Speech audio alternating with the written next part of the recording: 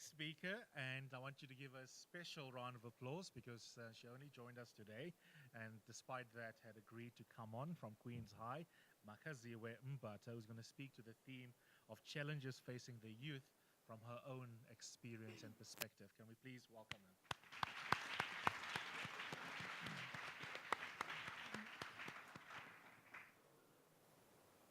Greetings to you, fellow speakers, distinguished ladies and gentlemen, and the House at large.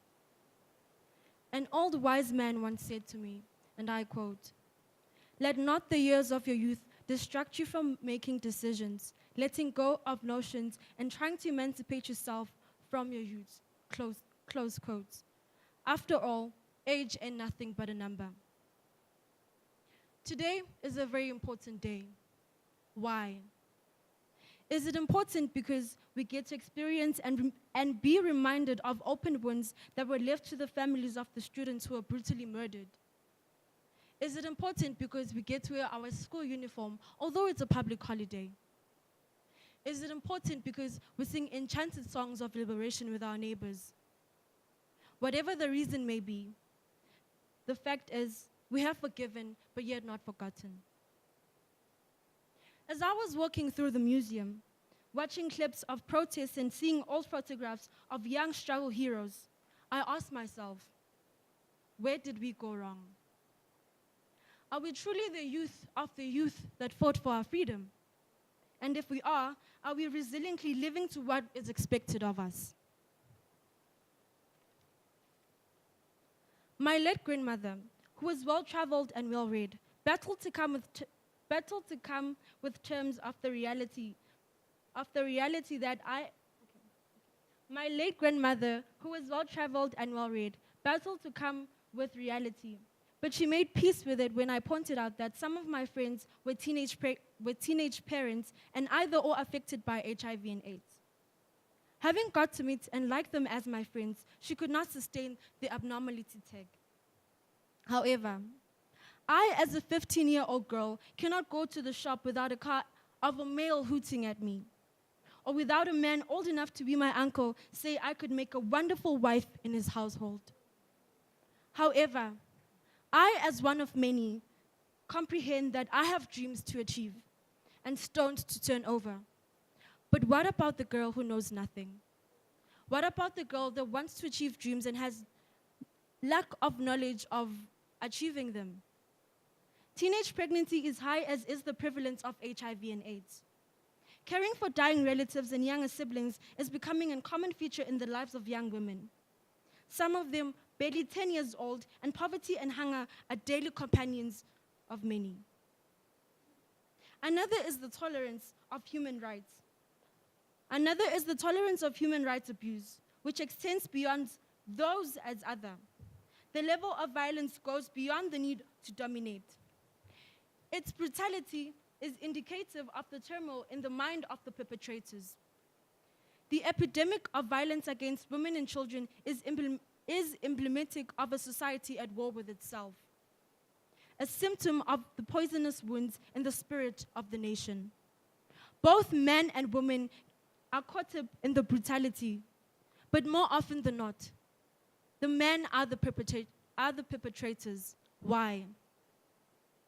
I firmly believe that our patriarchal culture put inordinate pressure on men to perform roles beyond their capabilities. The underperformance of our education and training system has left many 18 to 35-year-old men without the capability of aiding sustainable livelihoods. Public service jobs require basic or minimum qualifications unattainable by most. A significant proportion of those who are fortunate enough to have political connections forge their qualifications to get high-paying jobs. But for the majority, there is no hope. See, a lot of talented young people who have been unable to find employment are likely to be very angry at the society that has failed them. Many end up as petty criminals or substance abusers who graduate into brutal addicts. And many will commit heinous crimes within their own families and communities, as well as the wider society. And often those close to them in their homes and communities will be their victims.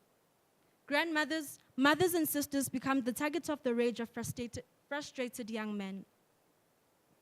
It does not help that these young men not only have few opportunities, but are also unlikely to have positive role models, male role models. Society abandoned them, and consequently, they feel no obligation towards society. Some of the patterns of substance abuse suggest suicidal tendencies. How else does one explain the emerging pattern of smoking dacha with ARVs and red poison? How is it possible that battery acid can be seen as an appropriate ingredient to boost the potency of alcohol drinks? It is true. South Africa is witnessing a destruction of its human capital base. But we do not seem to realize that this is a crisis because many of us have insulated ourselves from areas where this catastrophe is being played out. Now, I would love to leave you with a note. After the fade of your memories, erased dreams from your eyes, broken the seams of sanity and glued what's left together with lies. After the choices and voices have left you alone, and silence grows solid, adhering like flesh to your bones. They've always known your spirit's home lay in your gentle sway, to light and substance, but laid at mirrors and false prophets have a way of removing you from yourself. You who lives with 7 names, you who walks with 7 faces, none can eliminate your pain. Thank you.